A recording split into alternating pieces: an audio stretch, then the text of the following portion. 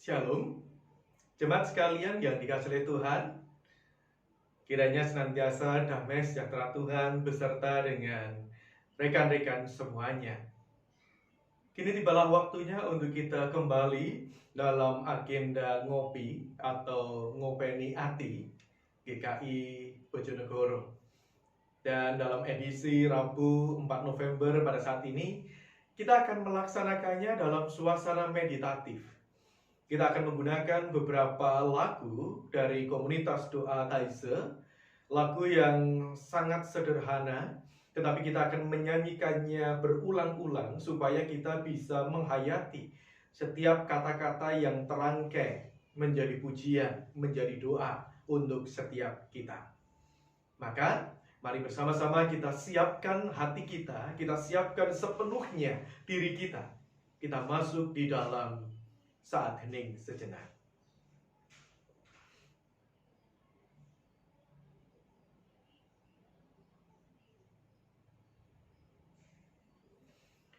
Waktu yang terindah adalah waktu ketika kita berdiam di hadirat Tuhan.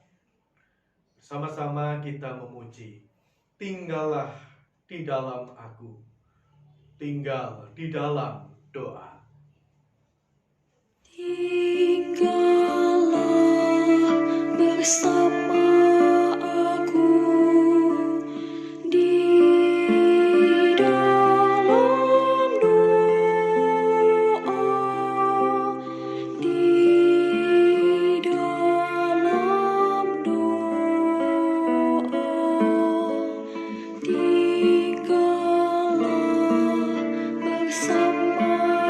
aku di dalam doa, di dalam doa.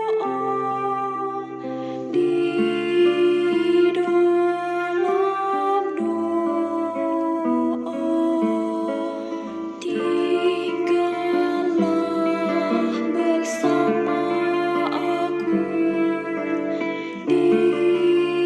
dalam doa, di dalam doa. Tinggallah bersama aku di dalam doa, di dalam doa. Tinggallah bersama aku di dalam doa, di dalam doa. Tinggallah bersama aku di dalam doa, di dalam doa. Tinggallah bersama aku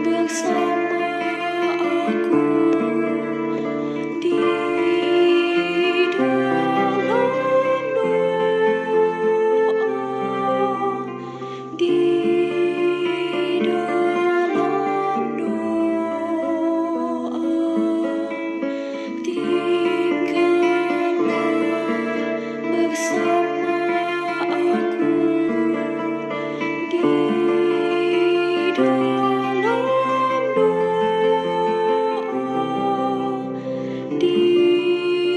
dalam doa.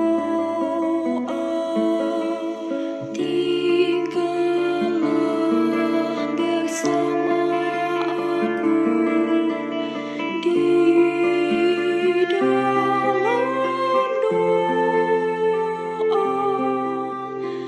di dalam doa, di dalam doa. Tinggallah bersama aku di dalam doa,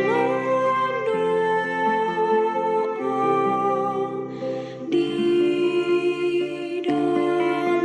dalam doa.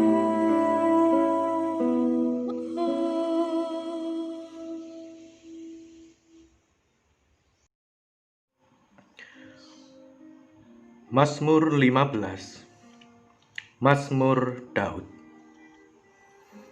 Tuhan, siapa yang boleh menumpang dalam kemah-Mu? Siapa yang boleh diam di gunung-Mu yang kudus?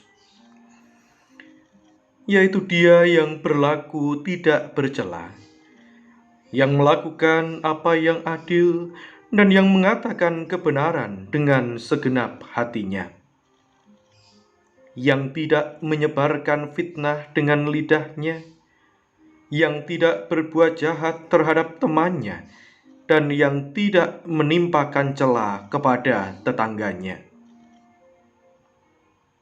yang memandang hina orang yang tersingkir, tetapi memuliakan orang yang takut akan Tuhan, yang berpegang pada sumpah walaupun rugi, yang tidak meminjamkan uangnya dengan makan riba, dan tidak menerima suap melawan orang yang tak bersalah. Siapa yang berlaku demikian tidak akan goyah selama-lamanya. Di dalam cinta dan kasih, di dalam cinta hadirlah Tuhan. Di dalam cinta dan kasih, di dalam cinta hadirlah Tuhan. Di dalam cinta dan kasih,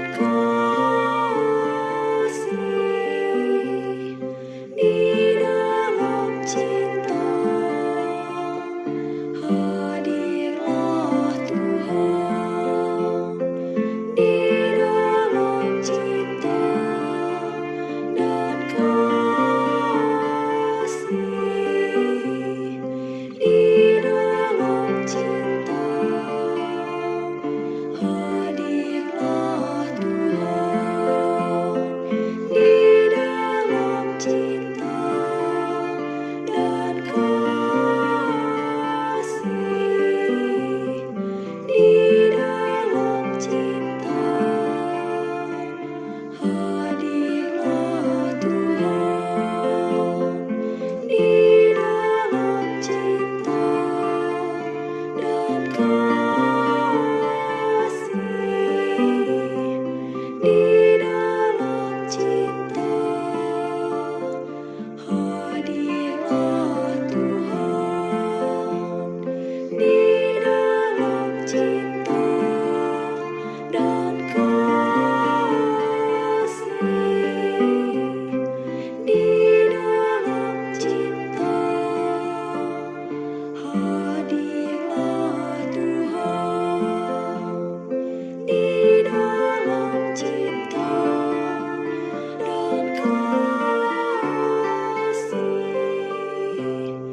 di dalam cinta hadirlah Tuhan. Di dalam cinta dan kasih,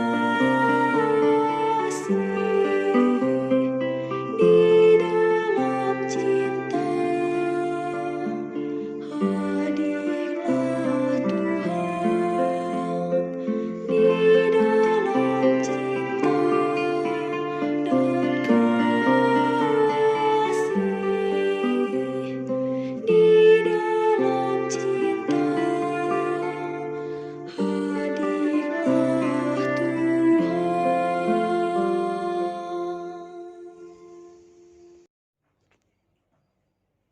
Injil Tuhan Yesus Kristus menurut Matius 15 ayatnya yang pertama sampai ayatnya yang ke-9. Kemudian datanglah beberapa orang Farisi dan ahli Taurat dari Yerusalem kepada Yesus dan berkata, "Mengapa murid-murid-Mu melanggar adat istiadat nenek moyang kita? Mereka tidak membasuh tangan sebelum makan. Tetapi jawab Yesus kepada mereka, "Mengapa kamu pun melanggar perintah Allah demi adat istiadat nenek moyangmu? Sebab Allah berfirman, hormatilah ayahmu dan ibumu, dan lagi siapakah yang mengutuk ayahnya atau ibunya pasti dihukum mati.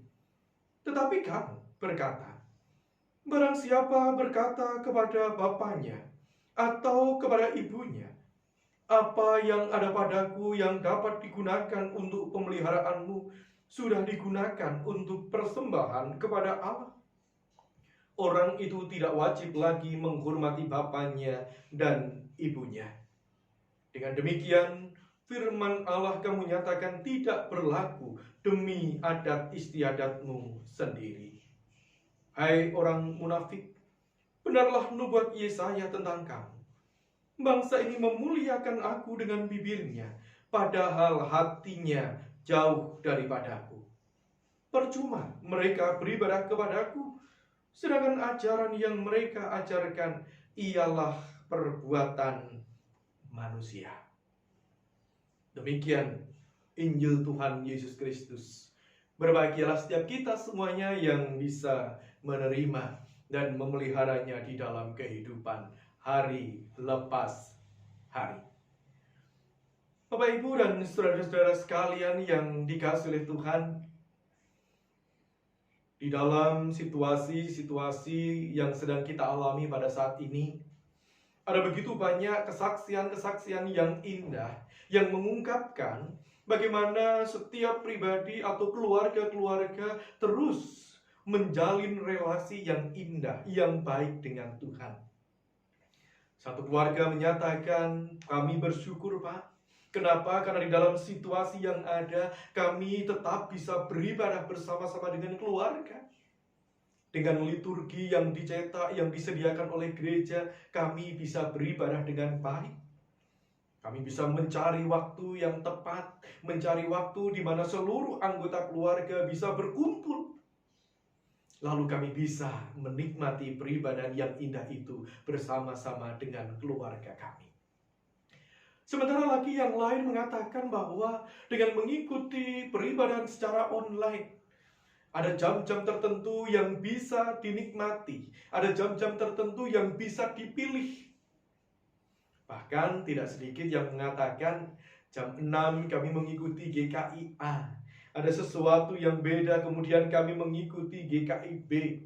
Di dalam kesempatan yang lain lagi, daripada kami menggunakan waktu yang ada ini untuk hal-hal yang mungkin kurang pas, lebih baik kami tetap berdiam di depan laptop, di depan komputer, di depan televisi, untuk kemudian bisa mengikuti ibadah dari GKI yang C dan seterusnya.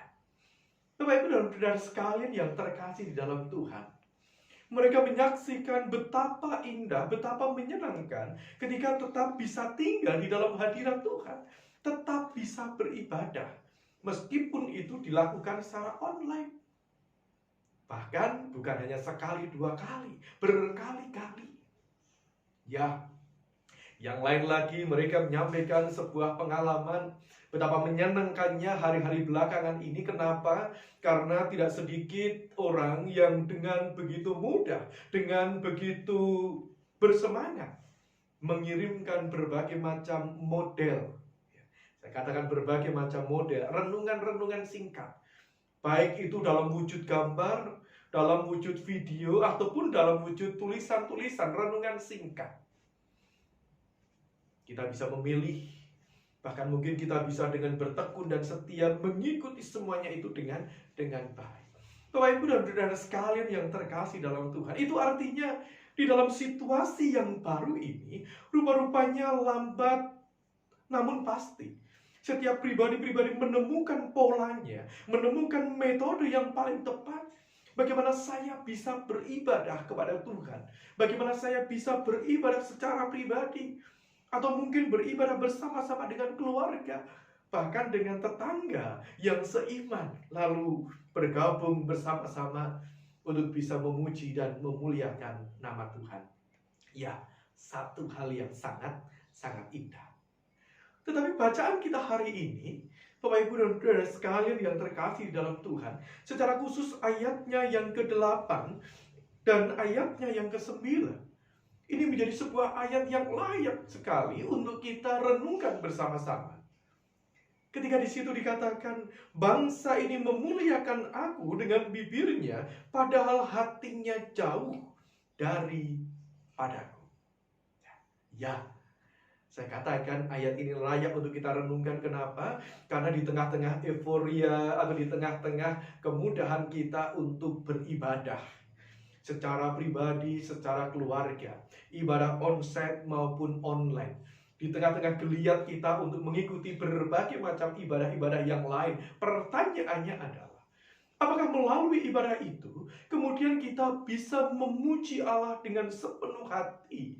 Apakah kita bisa melantunkan kidung pujian, melantunkan doa-doa yang tepat, doa-doa yang baik, untuk mengagungkan kebesaran nama Tuhan, untuk mensyukuri setiap anugerah dan rahmat Tuhan? Nyatanya, dengan lidah bibir kita, kita bisa mengungkapkan dan mengekspresikan iman kita itu dengan sepenuhnya.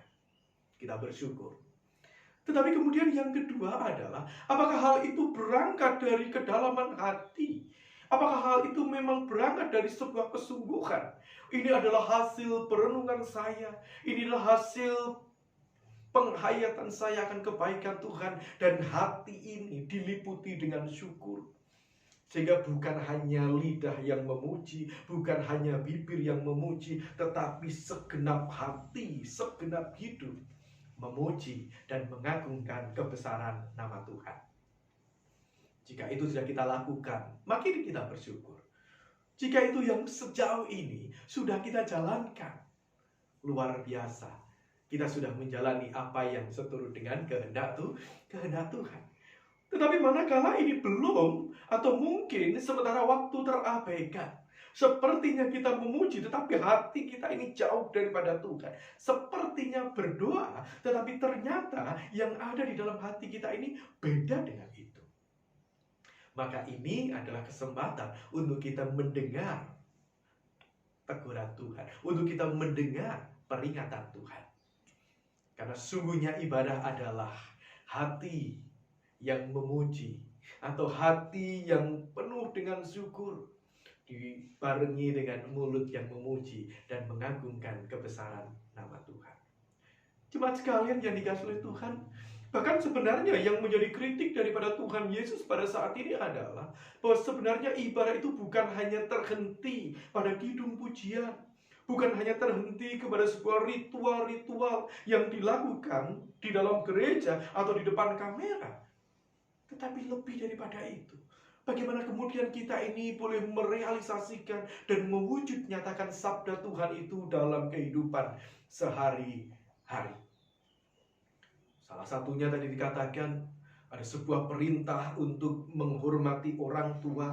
Karena di situ dikatakan di dalam ayatnya yang ke-4, hormatilah ayahmu dan ibumu, dan lagi siapa yang mengutuki ayahnya dan ibunya pasti akan dihukum mati.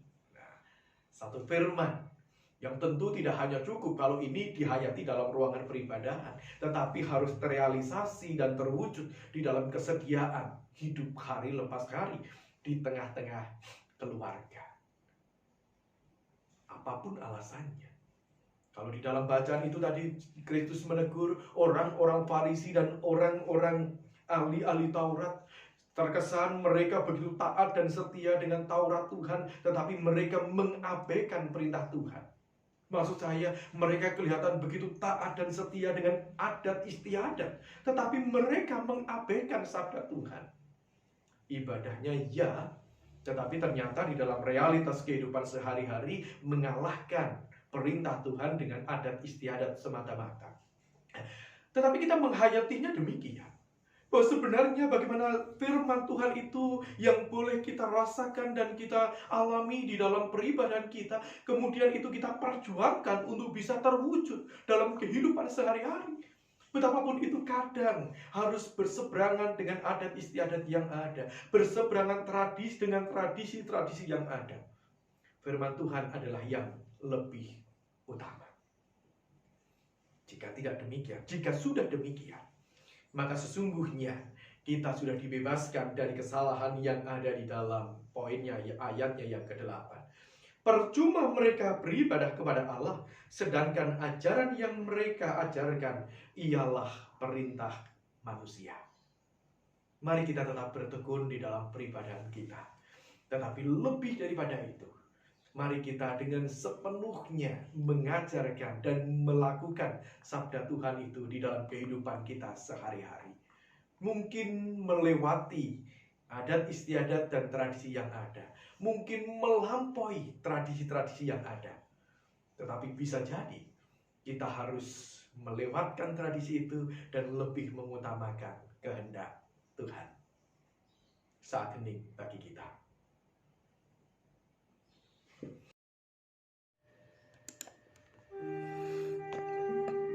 Bapa yang baik, kami bersyukur untuk setiap saat ketika kami boleh beribadah kepadamu. Pada setiap tempat, setiap sarana dan prasarana yang ada, boleh kami pergunakan untuk memuji dan membesarkan keagungan Tuhan dengan lidah bibir kami. Bolehlah kami mengucap syukur dan memuji nama Tuhan dengan sepenuh hati kami. Bukan karena indahnya kata, tetapi karena memang kami menghayatinya demikian. Saat ini kami mohon berkat-Mu di tengah situasi yang belum sepenuhnya baik seperti sedia kala. Di tengah-tengah banyaknya pergumulan-pergumulan yang sedang kami alami, Tuhan berkenan memegang tangan kami. Teristimewa rekan-rekan kami yang saat ini sedang sakit dalam kelemahan tubuhnya. Keluarga-keluarga yang saat ini sedang bergumul memulihkan situasi-situasi perekonomian. Bahkan situasi dalam pergumulan yang ada. Tuhan berkenan hadir, Tuhan berkenan memberikan berkat yang terbaik. Kami berdoa, berkati bangsa dan negara kami ya Tuhan, untuk terus bangkit menata kehidupan, untuk terus melangkah menggapai harapan di masa-masa yang akan datang. Biarlah bangsa ini tetap menjadi bangsa yang besar. Bangsa ini tetap menjadi bangsa yang takut akan Tuhan, yang berkenan mengagungkan nama Tuhan dengan sepenuh hati dalam kehidupan. Demi Kristus kami memohon. Amin. Jemaat sekalian yang dikasihi oleh Tuhan, selamat beraktivitas kembali. Tuhan memberkati.